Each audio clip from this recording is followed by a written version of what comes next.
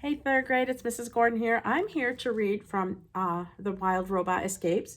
We're going to read chapters 63 to 69 today. Hopefully we'll get through. It's a pretty long book, but it's pretty cool. I like it. Here we go. Chapter 63, The Robot. The sun was shining, the fog was thinning, the robot was rowing. Roz was no thief, and she didn't like taking that old rowboat. But judging from its appearance, it had been abandoned years ago. She hoped it wouldn't be missed. Anybody who's rowed one of these boats knows you're supposed to face backward. That can make it tough to see where you're going. This wasn't a problem for Roz, however. She started off rowing normally, and after several strokes of the oars, her head spun around until she was facing forward. And what she saw was blue sky and dark waves and a silver of green on the horizon. "We're in a bay," said Bright Bill, swooping down into the boat. "To the north is that distant coastline, and to the east is open water. To the west is a seaport, and to the south is a village and the wolf." It seemed the travelers had no choice but to cross the bay. Luckily, Roz could row long and fast. Bright Bill settled in for the ride, and the robot's mechanical muscles started pumping. She pulled and pulled and pulled on the oars, and the robot glided through the waves. Roz was nervous. Time and again, the robot's survival instincts had stopped her from going into deep water. Now an old robot was all that separated her from the murky depths. She couldn't wait to feel solid ground beneath her feet once again. As they rowed deeper into the bay, the waves got larger and rougher. Gigantic swells of water rolled in from the open ocean and started tossing the boat around like a toy. The waves finally became too much for Bright Bill. He spread his wings, lifted up on the breeze, and anxiously looked at the choppy surf ahead. "Row faster," he squawked. "I don't know how much more of this boat I can take." Roz tried to power through. She rowed faster and faster until the boat was skimming across the water. Too fast. The left oar snapped, and then the right, and suddenly the boat was in the murky mercy of the waves. "Hold on, Mama," cried the goose. "Here comes a big one." The robot was pulled up on the side of a towering wall of water. It teetered at the top, and then the boat went crashing down the other side with such force that the whole thing splintered apart. Roz felt water surging up around her. She clung to the breeze and kicked her legs, but she wouldn't stay afloat for long. The robot began to sink. The goose floated above. The ocean rolled and sloshed. Then there was a sudden burst of air from somewhere nearby.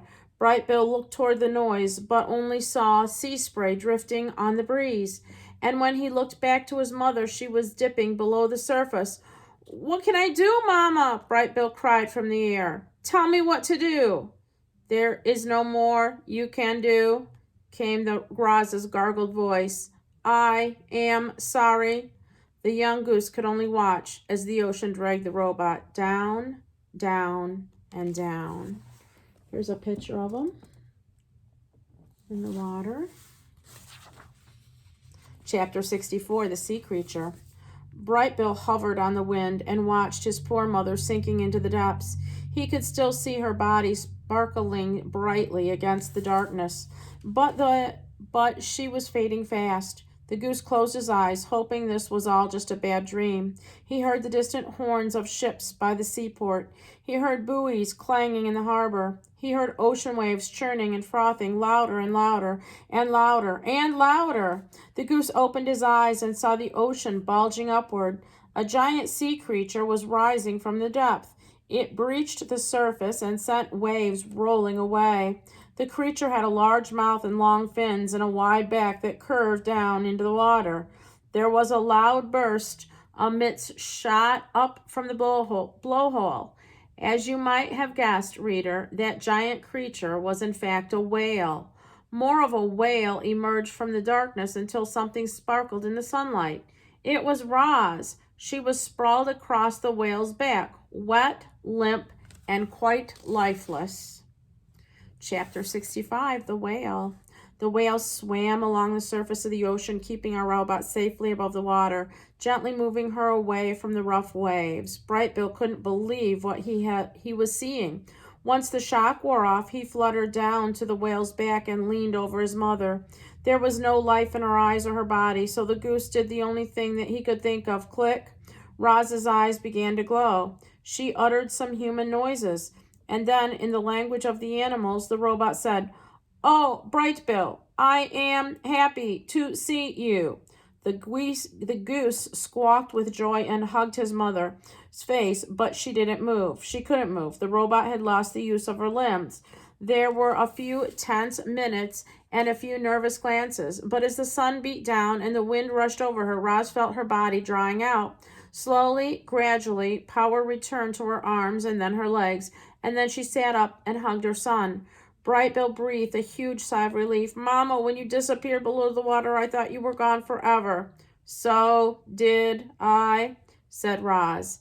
"As I sank deeper and deeper, the ocean squeezed my body tighter and tighter. I lost control of my legs and my arms. The last thing I remember was a huge shape swimming toward me, and then I automatically shut down." "That huge shape was a whale," squawked the goose. "We're riding on her back right now." A low moan rumbled up through the whale's body. She splashed the water with her fins and took long, wheezing breaths and sprayed mitts high into the air. Roz paid close attention to the whale's behavior and understood what she was saying. The whale's name was Coral, and she was thrilled to meet our friend. She explained that a flock of geese had flown over the bay and regaled the coastal birds with the amazing story of the wild robot and her son, the goose. The coastal birds shared the story with the fish and the dolphins and anyone who would listen. In time, the story spread to every creature in the bay. When Coral saw the robot rowing and the goose flying overhead, she knew it had to be Roz and Brightbill, so she swam behind them in case she could be helpful. It was a good thing she did. As Coral ferried our friends across the bay, the waves grew smaller and the coastline grew larger. Houses poked up from trees, sunbathers relaxed on the rocks, boats motored away from the piers. With so many humans around, Roz had to be careful. She lay flat against Coral's back while Brightbill flew ahead and scouted out the coastline. The goose directed the whale to a quiet, empty cove, and soon the robot was standing on dry land again. Roz asked if there was some way that she could repay Coral for saving her life, but the whale was just happy to help. She winked one of her enormous eyes, and then she sank beneath the waves. Our friends marched inland, feeling lucky and grateful. But as they thought of the journey still to come, their good feelings gradually turned gloomy. Roz had nearly died crossing just that bay. At some point, to get back to the island, she would have to cross an entire ocean. Here's a picture of Roz on riding and Brightbill riding on the back of the whale. Chapter 66, The New Land. Zoom, vroom, zoom! Automobiles were gliding up and down the road, passing fields and forests and clusters of houses. None of the passengers had any idea that a robot and a goose were watching from the weeds.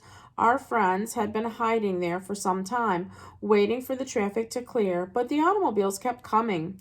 Roz noticed a drainage pipe that crossed under the road. The pipe was dark and grimy, but the travelers were getting desperate. Moving through this new land was difficult. There were more humans and robots and buildings and roads than ever before. Roz and Brightbill traveled far out of their way in wide circles just to avoid the small towns. As the days passed, the scenery looked more familiar to Brightbill. He remembered flying over these lands on his first migration. He knew the towns would only get larger and closer together the farther they went. It would be much faster to sneak through the towns than to continue going around them. So, as night fell, Roz put on fresh camouflage, and with her son watching from the sky, she crept into a town. Chapter 67, The Town.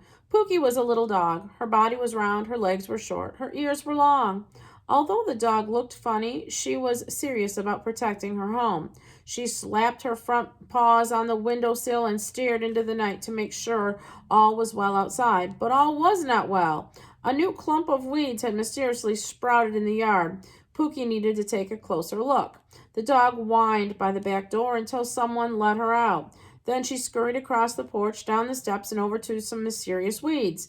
As Pookie approached, a raspy growl sounded in her throat. Where did these weeds come from? She said to herself, sniffing. They weren't here this afternoon. The weeds rustled in the breeze, and that was enough to set Pookie off. The dog barked and barked and barked. And then, astonishingly, the weeds spoke in a clear, calm voice. I am sorry if I disturbed you, said the weeds. Pookie stopped barking. Here's a picture of Pookie. I was hoping to pass through without being seen, said the weeds. But you saw me. You are a very good guard dog. Pookie resumed barking. No, no, no, shh, said the weeds. Please stop barking. But there was no stopping Pookie. The clump of weeds decided to move. Like some sort of monster, the weeds rose up on two legs and leaped over the fence into the neighboring yard. Felix had heard Pookie barking next door, and when the weedy monster landed in his yard, he started barking as well. Soon the monster kept going, leaping fences from one yard to the next. Every house in the neighborhood seemed to have a dog, and they all began barking about the weedy monster. Reader, you and I know the monster was actually our robot in disguise, but the dogs never did figure that out or what had happened that night. Roz finally slunk into the shadows behind a school building and listened as a chorus of dogs settled down. That didn't go very well, said the goose as he landed beside his mother. No, it did not go well, said the robot. This will only be tougher in the daylight. I know I will have to try something else. Early the next morning, the sun started rising, automobiles started driving, robots started running errands. However, one of those robots was not like the rest. Roz had picked every speck of dirt from her body, and now she blended in with all the normal robots going about their normal morning routines. Our robot was hiding in plain sight. Roz marched through town, turning left and right, down streets as Bright Bill watched from above.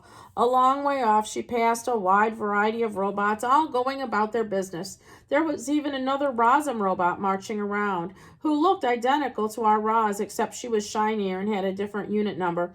It occurred to Rosum, Unit 7134, that if anyone noticed her unit number, it might bring a swift response from the Recos. But as she continued past houses and shops and humans and robots, there didn't seem to be any danger. Everything was going smoothly until she heard an airship flying toward the town. Our robot felt something like dread as she waited for a sleek white ship to appear. If the Recos found her now, there would be no escape. But the ship that appeared wasn't white, it was black, and it flew over without stopping. Roz was in fact safe, and suddenly she was dreaming about airships. Returning to the island would be so easy with a ship. She and Bright Bill would climb in, fire up the engines, and be home in no time at all. But it was an impossible dream. There was no safe way for our robot to get an airship. She had to find some other way home. First, she had to find her way out of this town. So Roz focused on her surroundings and continued marching along the sidewalks just like a normal robot would. Chapter 68, The Station. At the edge of town, where the houses stopped and the countryside began, was a small train station. Two platforms sat on either side of the tracks. Humans and robots were standing around waiting for the next train to arrive. Nobody seemed to pay any attention to our robot as she calmly marched past. When Roz was safely out of sight, she slipped into the woods where Bright Bill was hiding. The goose opened his mouth to speak, but the station bell started ringing. Speeding down the tracks was a passenger train. A whistle blew, the train gently braked, and a minute later it came to a smooth stop at the station. Passengers burst out of the train cars while others stepped aboard. The first 9 cars were reserved for humans and had wide windows and comfortable seats. The only robots allowed in those cars were service robots who brought food and drinks to the human passengers. All other robots were confined to the windowless car at the end of the train. Where's it going? Whispered Bright Bill as he peeked out from a bush. The sign says it is the express train to the city, whispered Roz. The goose turned to his mother. We have to go past the city to get home. This train could save us a lot of time. We should hop on. The robot turned to her son. I do not think that is a good idea. It is much too risky. Ma, I watched you walk through town, and no one even noticed you. We'll be fine. Let's follow those robots into the last car. I'll find a hiding spot and we'll be in the city before you know it. Roz had questions. How large is the city? Do you know where to go? What if we get lost? Relax, Mom. My pigeon friend Graybeak lives there. She'll be happy to help us. A voice called from the loudspeaker, and the last couple of passengers hurried along the platform. I'm going to check it out, said Bright Bill. With a quick flurry of wing beats, he fluttered out from the brush and onto the roof of the last train car. The goose lowered his long neck and looked through the open door. Then he looked back and waved for his mother to join him. A whistle blew, and Bright Bill waved faster. Roz had little choice, so she slipped out of the trees, marched onto the platform. In here, Ma, Bright Bill pointed down to the door beneath him. Everything about this situation made our robot nervous, very nervous. Her survival instincts were tingling. Roz looked up at her son on the roof. Then she stepped through the train door. But before Bright Bill could flutter in behind her, the door slid closed and the train began to move. Our robot felt something like panic as the train pulled away from the station. She wanted to break down the door, leap from the train, and find her son. But what could Roz do? She had to act like a normal robot. She had to pretend that nothing was wrong. The train's car interior was a long, windowless room filled with rows and rows of robots. The robots were all facing forward, all standing still. If not for their soft, glowing eyes, you might think they were statues. Some of the robots were perfect and new, but most had scrapes and dents. None more than Rosum Unit 7134. Roz walked down the aisle and stood in the last row, and the train started to accelerate. Faster and faster it went until it reached its cruising speed. Then it hummed along the tracks, occasionally swinging left or right as it snaked around a curve with no windows. Roz could only wonder how far she was traveling. She could only wonder about the scenery outside. Mostly she wondered about her son. Was Bright Bill okay? How would she ever find him? Would they ever see each other again? Of course they would. Bright Bill was smart and resourceful. The goose would simply follow the train tracks into the city. Then he would find his pigeon friend, Graybeak, and she would help them reunite. Roz just had to stay out of trouble. Time crawled by. The robots gently swayed with the motion of the train. Finally, there was an announcement from the loudspeaker. Next and final stop. Central City Station. A whistle blew, and the train braked and slowed and came to a smooth stop. The door slid open, and the robots filed out. There's a picture of her on a train. It looks like a pretty modern. As you can tell, this is a futuristic story, a story that happens in the future. Obviously, we don't have robots to do our work for us today yet, but maybe in the future. I hope you're enjoying this story. We'll pick up at chapter 70 when we pick up and read again. I hope you're having a great day. Love you all. Bye-bye.